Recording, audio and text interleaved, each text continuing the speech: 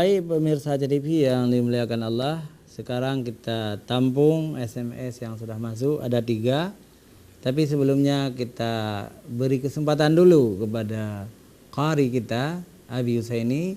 Silakan Abi. Assalamualaikum warahmatullahi wabarakatuh. Pertama-tama saya ingin mohon maaf kepada kedua ni, Ustaz ini dan Ustaz dari apa namanya? Baik. Saya ingin menanya begini.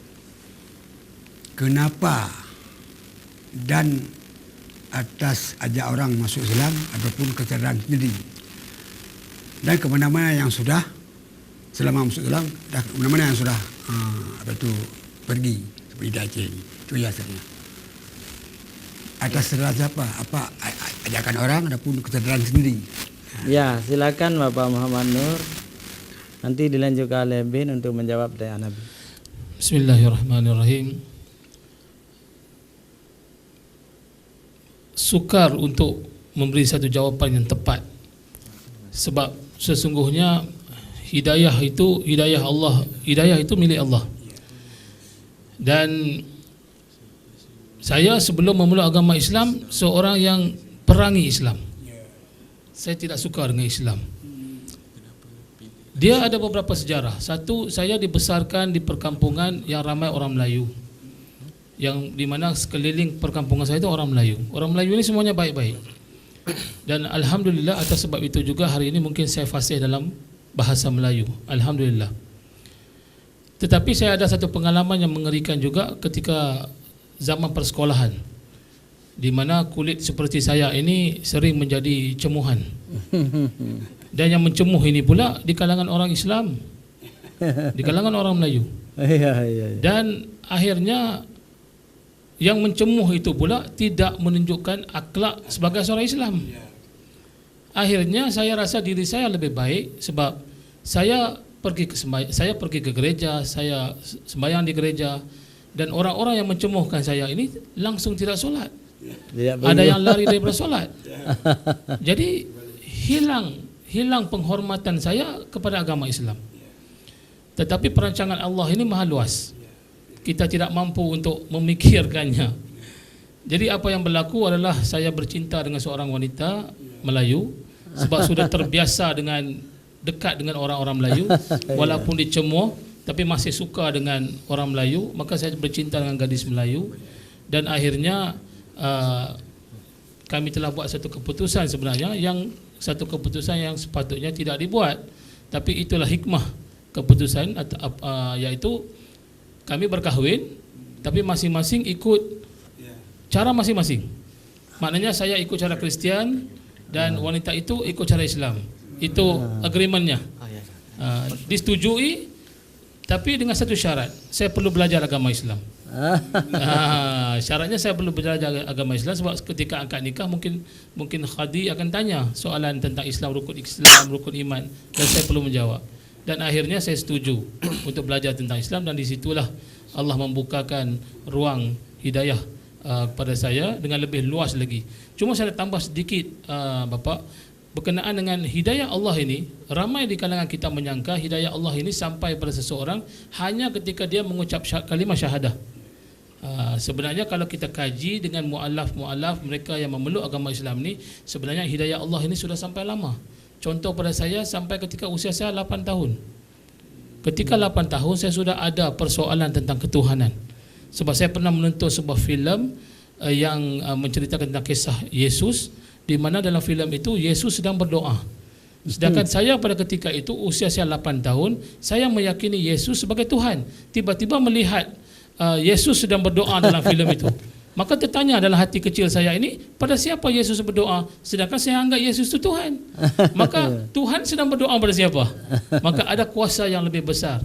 Cuma persoalan itu semua terjawab pada usia saya ketika 23 tahun, selepas mengenali Islam dengan lebih lanjut, barulah reflect rupanya Allah sudah pun hantarkan signal kepada saya tentang hidayah Allah itu.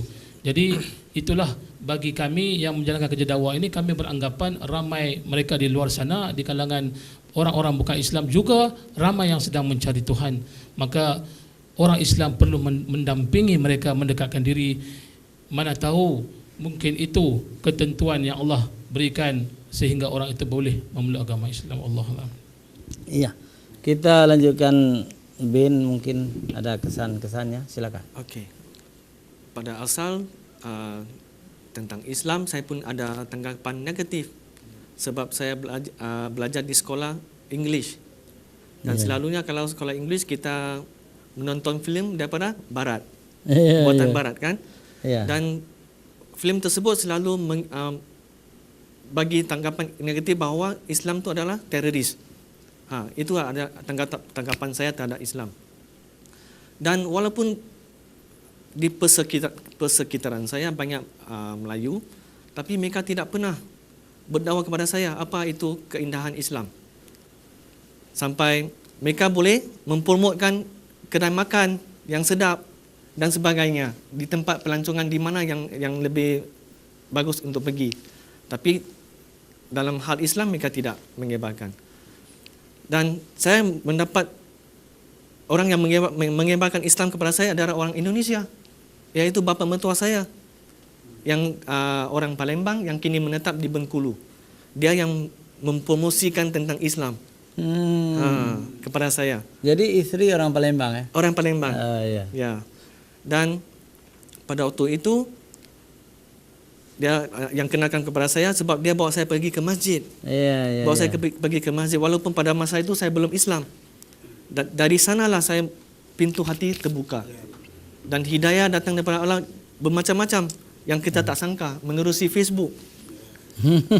Seperti mana sebab nama saya kekalkan nama Cina sebab mengikut keturunan Cina di Malaysia, nama amat penting. Macam nama saya Ui kan, Ben tu ada nama panggilan.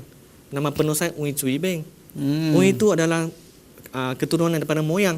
Ya. Dan Cui itu adalah generasi yang keberapa. Ya. Beng itu adalah nama saya. Iya. Maksud saya hidayah daripada Allah menerusi HP. Kenapa? Dia menunjukkan satu video yang satu tokoh pendakwah terkenal di Malaysia, nama dia Brother Lim Jui Sun. Dia menceritakan kisah dia memeluk agama Islam dan dia pun tidak menukar nama. Jadi saya dapat hidayah daripada Allah menerusi sana. Dan walaupun usia saya hanya 7 bulan di agama Islam, kira orang kata masih bayi kan, tapi saya pun cuba untuk berdakwah. Dan alhamdulillah dalam masa 7 bulan saya berjaya Islamkan 2 rakan saya. Iya. Baik, Ben, oi. Tokoh Cina Islam di Indonesia juga Haji Karim Oi. Haji Karim Oi ya. Di Jakarta sudah almarhum sekarang. Okey. Oi berarti apa semacam marga di Cina ada. Mungkin ya. Ya baik, ini kita baca SMS ya. Sudah. Ya. Dari Tengku Abdullah di Penayung. Assalamualaikum warahmatullahi wabarakatuh. Waalaikumsalam warahmatullahi wabarakatuh. Alhamdulillah Anda sudah berada di Aceh. Mudah-mudahan betah di Aceh. Saya ingin bertanya kenapa Anda pilih Aceh yang pertama. Itu tentu keliru ya. Bukan pertama. Yang kedua pertanyaan beliau, bagaimana pengalaman Ustadz Fadli di London? Apakah banyak orang-orang Inggris masuk Islam? Wassalam, Tengku Abdullah di Penayung. Baik, alhamdulillah. Terima kasih atas soalan dia daripada Tengku Abdullah daripada apa? Penayung ya. Alhamdulillah. Baik, saya ingin jawab yang soalan pertama itu dahulu, iaitu kenapa kita pilih bumi Aceh pertama apabila kita sampai ke Indonesia. Malah sebenarnya Aceh, kami datang ke Aceh ini atas jemputan Ustaz Umar Rafsanjani yang telah mengaturkan kami program-program di mana kami pergi ke pondok-pondok dan juga kepada institusi dan juga ke tempat awam di mana kita berkongsikan pengalaman dakwah dan kisah-kisah bagaimana mereka kembali kepada agama Allah. Baik, insya-Allah saya akan lanjutkan kerja dakwah ni. Insya-Allah esok saya akan berangkat ke Jakarta. Apa yang kami buat ialah kami menubuhkan tim-tim dakwah. Dakwah atau dalam bahasa Inggerisnya ialah street dakwah. Di mana atau dalam bahasa sini ialah dakwah jalanan ya Ustaz Iya. Dakwah jalanan. Apa yang kami lakukan ialah kami menyantuni atau kami mendekati mereka yang belum Islam. Di lapangan ya, di lapangan.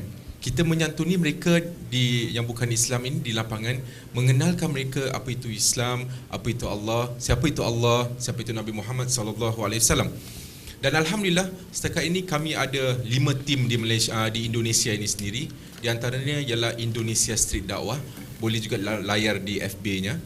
Dan pengalaman kalau kita lihat ya, yang seperti mana soalan kedua tadi, di UK, apa yang sedang berlaku ya, satu fenomena yang berlaku di barat, gereja-gereja makin banyak yang ditutup. Malah ada pula persentajnya gereja itu menjadi masjid. Kenapa? Ya. Kenapa ya? Timbul satu persoalan. Sekarang makin ramai orang yang mungkin meninggalkan agama atas tidak mempunyai keyakinan. Dan tak mahu salah faham. Ianya boleh berlaku kepada agama bukan Islam, dan ianya juga boleh berlaku kepada mereka yang beragama Islam. Jadi hendaklah kita menimba ilmu ya. Menimba ilmu dan belajar daripada orang-orang yang berilmu seperti ulama-ulama yang hebat yang ada di Aceh contohnya, dan juga ustaz-ustaz atau ustazah. Di mana kita hendaknya menyelamatkan diri kita supaya kita tetap terus beragama. Ya, iaitu baik agama Ustaz. Islam. Ya. Jadi sayang sekali waktu sudah meninggalkan kita. InsyaAllah kali lain kalau Ustaz masih ada di Aceh, kita tampil lagi. Ya. Sayang sekali waktu 1 jam tak terasa sudah habis. Terima kasih kepada para narasumber. Terima kasih juga kepada pemirsa Aceh TV. Kita tutup acara ini dengan doa kafaratul majlis. Subhanakallahumma bihamdika asyhadu an la ilaha illa anta astaghfiruka wa atubu ilaik. Billahi taufiq wal hidayah. Assalamualaikum warahmatullahi wabarakatuh.